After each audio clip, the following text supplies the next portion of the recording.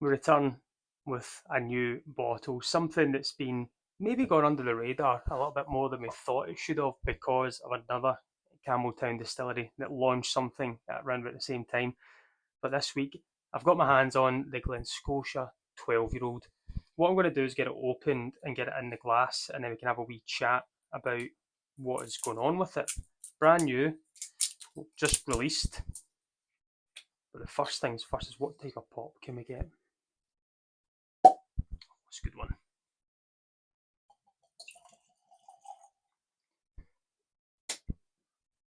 Glen Scotia 12, Campbelltown, one of the smallest regions, but used to produce so much whisky. Now we've been put down to three distilleries of Glen Scotia, Springbank, and Glengyle. Glen Scotia has always been this great liquid, and I think it's a little bit, it doesn't get as much publicity as it should, shall we say. It kind of gets overseen by Springbank, who's kind of next door to them. Glen Scotia has been around since 18 something, I forget, 72 maybe, 1832, so it's been on for a long time. But about 1999, it was taken over by the Loch Lomond group. And from there, at that time as well, actually, the staff at Springbank attended and helped kind of rebuild that brand. And then I think it was in the same year, maybe 6 months down the line, that's when they moved back to doing Springbank and then they got the full staff in that they needed. So for the last 25, 26 years, it's been under the Loch Lomond group, and it started to really progress and become what it is today. They do some great whiskies. I probably haven't had enough Glen Scotia in my time, but I do enjoy that Campbelltown style whiskey. So when this was released, which I think it just got released out of the blue, there was no build up to it. It was just here we go, have this. To break this down just now, this is 12 years old, non-chill filtered, natural colour at 46% ABV, first fill bourbon. The colour of that is just, I've seen a lot of people online already saying that it has to have added colour. These have just been really active casks. They've brought this out. I'll put the price at the end. I'll speak about that, what I think the price is. I was able to try a little sample of this last week when I was in one of the whisky shops. Yes, it was out one of the wee shot glasses, so I've not really been able to break it down, but I enjoyed that first experience with it. So I felt I have to get my hands on one. So I was able to get this. This is going to be part of the core range, which is another good thing. It's not going to be missed. You're probably going to be able to get it when it's needed. You know, you're not going to be scrambling to put your name in a ballot, for instance. But to be part of the core range, I don't know if it's going to replace anything. I do see that Tesco or Sainsbury's have the 10-year-old in, and they're doing a deal if you have one of their cards, Oyster cards or club cards, that it was down to like £23 or £25 for the 10-year-old. So my only thinking is, are they going to bring back the 10 and get rid of that, and then we'll have a 12 as the substitute for a while until we can catch up with age stock? But I'm not too sure. It's one I need to try and find out. I think this is great so far. The kind of colour coding and stuff on it. I've actually never been to the distillery, which is a shame on me. But from looking into it, I think it's the colour of the doors that are there, and it's just got a bit of homage to the actual distillery character itself. So this has been in the glass now for a few minutes, as long as I've been rambling on. I think I just want to get stuck into this. I really do. The colour of it for a non-chill filtered first fill bourbon is magic. Like, I think that is just wow. Legs straight away. It's beating very slowly. That's that non-chill filtered coming into play, and those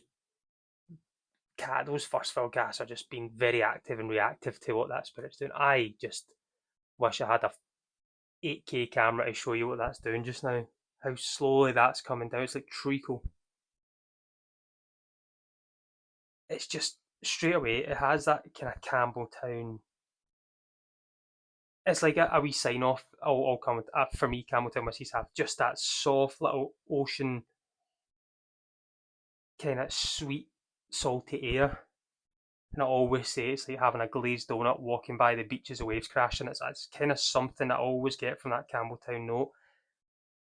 So let's go straight in, because that's just my first, but let's see if we can get anything else from this. There is that sweet, sweet note to it.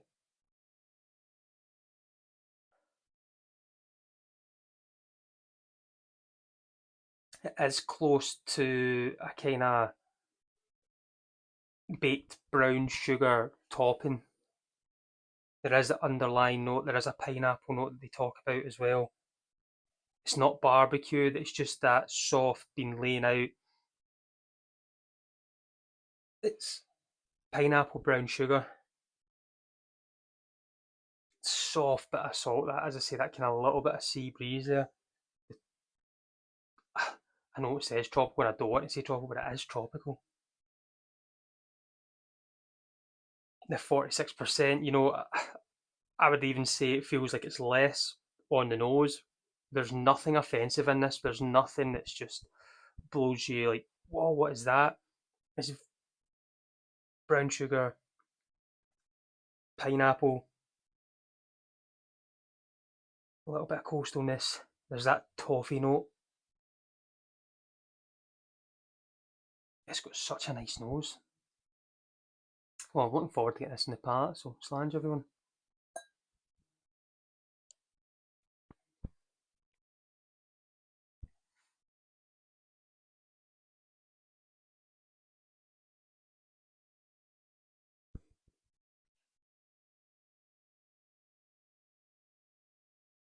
There's more of that kind of Campbelltown signature on that. A little bit saltier. It stays viscous. It stays fruity. Big bourbon notes of that kind of toffee coming through. Caster sugar, powder sugar.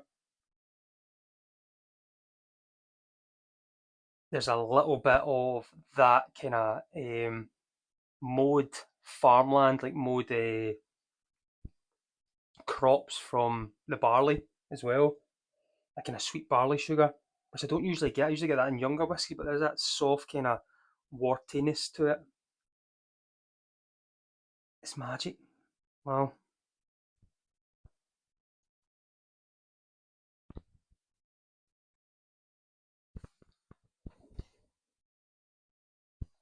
as always, I forget my water, so we'll quickly add a good measure in.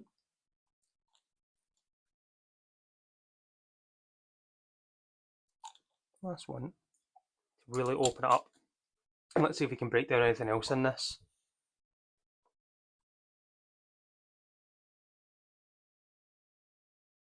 I would say there's more kind of dried oak on the nose. Well, it brings back to kind of pastel paints and things as well. Maybe that kind of soft waxy character. A bit of depth to it. And it smells like those kind of cola cubes as well from it now. A little bit just popping through. Like frosted candy.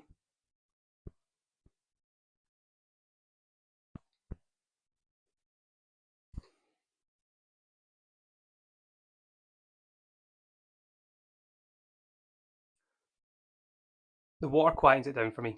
It's missing the longevity to it. But the notes there, that pineapple, grilled pineapple more, maybe not barbecue, but a little bit grilled, that kind of sweet notes are just kind of evaporating out of it. That brown sugar, which has just been on top of the pineapple, maybe it's just glazing on there and it's just kind of burning through as if it's been blanched. It's got that to it, a little bit of coastalness to it as well.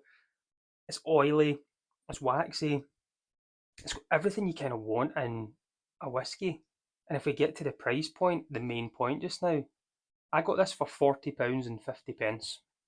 £40 and 50p, and I think it retails at £40, £50. So to have this as a core range of 46%, how can you say no? This is a cracker, and I'm really looking forward to this one opening up. So maybe in a few months' time, we'll get this back once it's went down, and we'll give it a wee re-review and see where we're at. But I really like it. Glen Scotia, fantastic, amazing, amazing job.